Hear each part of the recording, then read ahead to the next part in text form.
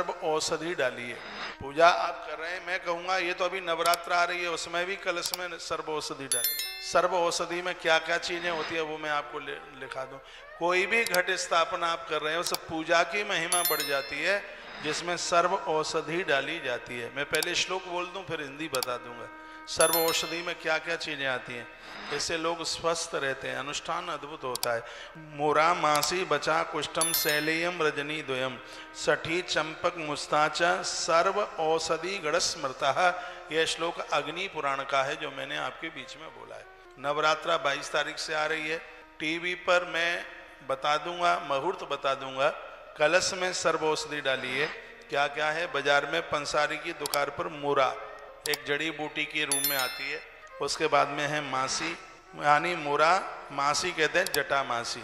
उसके बाद में बच, उसके बाद है कुष्ठ, शिलाजीत, हल्दी और दारू हल्दी। 2 तरह की हल्दी है, ये दोनों बाजार में मिल जाती हैं। सठी, चंपक और मुस्ता ये सर्व औषधि कहलाई जाती है।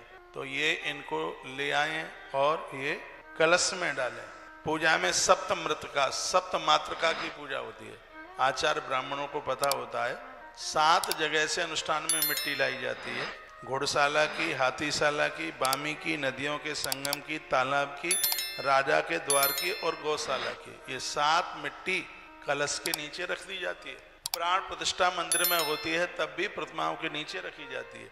कलश के नीचे ये 7 प्रकार की मिट्टी को रखा जाए तो पूजा बड़ी अद्भुत हो जाती है, बहुत विशेष।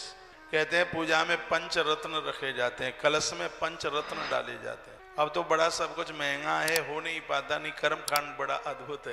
पंचरत्न जानते हैं कौन कौन से हैं? पंचरत्न बड़े अद्भुत हैं। कनकम कुलिसम मुक्ता पद्मरागम च नीलकम एतानि पंचरत्नानि सर्व कार्येषु योजयेत। ये पंचरत्न तो हर कार्य में होते हैं। गृह पूजन करें, भूमि पूजन करें, बच्चों के शादी विवाह करें, देव कार्य करें, पितृ कार्य करें। ये 5 प्रकार के पंचरत्न तो हर पूजा में ही लिए जाते हैं। कौन कौन से? कनकम, कनकम कहते हैं सोने को। कुलिसम, कुलिस कहते हैं हीरा, संस्कृत का शब्द है। मुक्ता, मुक्ता कहते हैं मोती को। पद्मराग च नीलकम यानी नीलम, यानी सोना, हीरा, मोती, पद्मराग और नीलम, इन्हें पंचरत्न कहा जाता है। वो लोग बड़े माला माल होते हैं जिनकी तिजोरी में 5 चीजें होती हैं। इनसे धन की वृद्धि होती है, धन की आवक रुकती। लोग दिवाली की रात्रि को इन 5 रत्नों की पूजा करते हैं। कलश में डाल करके इनको सिद्ध किया जाता है। 5 हैं, क्या क्या है? सोना, हीरा, मोती, पद्मराग और नीलम, ये पंचरत्न है। 5 तरह के रत्न है कहा गया। कहते हैं कि 5 पल्लव जरूर लगाइए कलश में, तभी कलश को पूर्ण रूप से माना जाता है। 5 तरह के पत्ते, 5 न मिले तो 1 लगा दें, लेकिन पत्ता जरूर लगाएं कलश में। कौन कौन से होते हैं 5 पल्लव, वो भी मैं आपको बता देता हूँ, लिख लेना। अस्वस्था नागद गजस्थान, क्या क्या है? कहा गया न्यग्रहो दुम्बरो अस्वस्थ नूतप्लक्ष तथैव च।